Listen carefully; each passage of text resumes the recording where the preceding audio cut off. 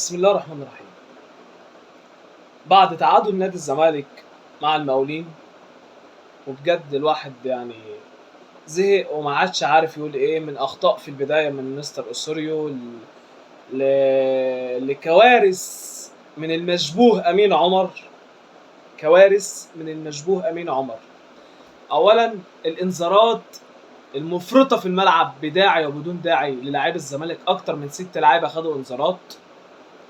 ضربة جزاء لنادي الزمالك لم تحتسب، وسمعنا الفضيحة بين الحكم محمد عادل في الفار والحكم امين عمر في ارضيه الملعب، وهو بيقول له انا مش حاسسها يا كابتن، دي لو واحد جاي يتقدم لبنتك ولا واحد جاي يتقدم لامك، مش حكم ماتش.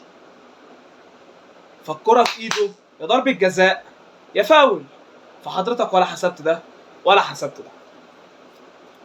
جون مصطفى شلبي، سيادتك رجعته وقلت تسلل. طب تسلل من انهي جهه؟ ولا ايده ولا دماغه ولا جسمه ولا اي حاجه تدل للتسلل.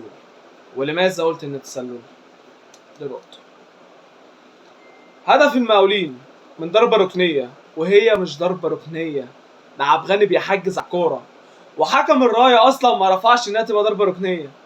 فانت ستك وانت في نص الملعب شفتها ان هي ضربه ركنيه على نادي الزمالك، خلاص عينك بتجيب.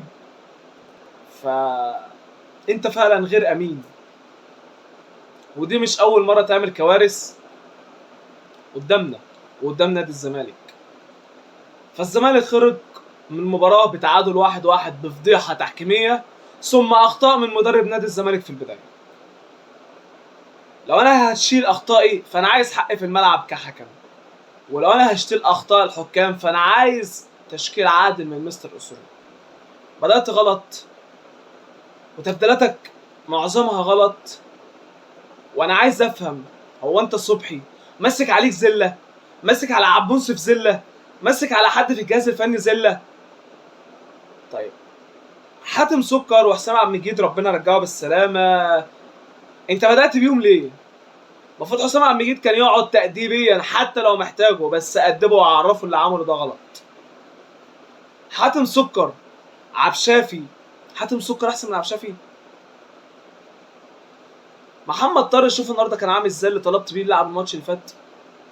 فانا اتمنى، خلاص مباراه خلصت بكوارثها من مدرب ومن حكم ومن كل حاجه، اتمنى من مستر اوسوريو والجهاز الفني مباراه التا سورال ان شاء الله هتبقى يوم السبت باذن الله في استاد القاهره الساعه يا 6 يا 8، لسه ما اتاكدش ميعاد رسمي، ولكن مباراه ب 30,000 مشجع زملكاوي باذن الله ان شاء الله نهز الدنيا ونعرف العالم جمهور نادي الزمالك الفرد منه بقد ايه.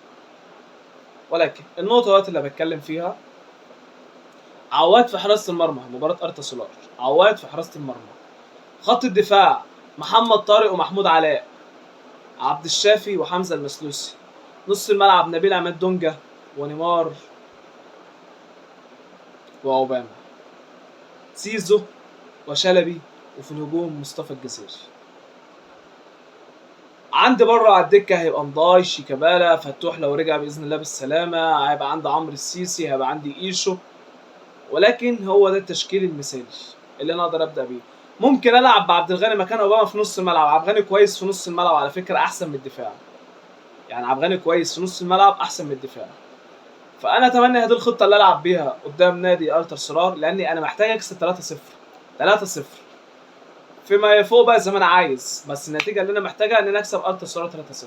فهل مع مستر اوسوريو واللعيبه الموجوده ديت، واللعيبه اللي انا اصلا مش حاسس ان يعني ان التيشيرت كبير عليها او ماسكه زله على المدرب او عامله حاجه في النادي، او الجهاز الفني هو اللي قاصد يعمل كده، فانا مش فاهم. فهو ده التشكيل المثالي نبدا بيه مباراه التا سولار النهارده. اوسوريو عمل كوارث كبيره جدا في خطته وقدر يعدلها زي ما بيعملها في كل مباراه، ولكن امين عمر من الحكام اللي يعني مش عارف اقول ايه. الزمالك طلب باعاده المباراه بعد سماع الرؤيه بين الحكمين، فالزمالك طلب من اتحاد الكوره ان المباراه تتعاد، وهنشوف رد اتحاد الكوره هيبقى ايه ان شاء الله بكره او بعد بكره باذن الله.